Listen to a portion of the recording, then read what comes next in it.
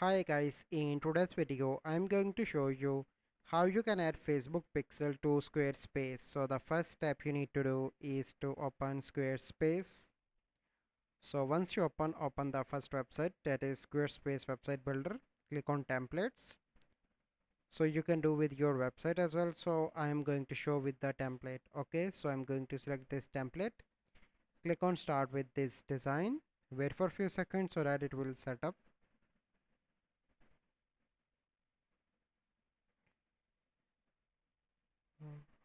Now you can see that you can see different options here. Click on this. Let me click on next again, get started. Okay, click on this settings icon, and here you need to go into the marketing tab, and in the bottom you can see here meta pixel and ads. Click on that, add pixel id.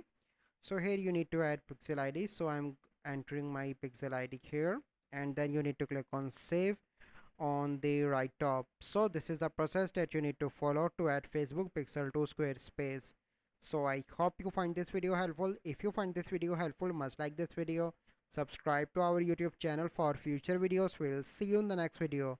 Thank you. Have a good day.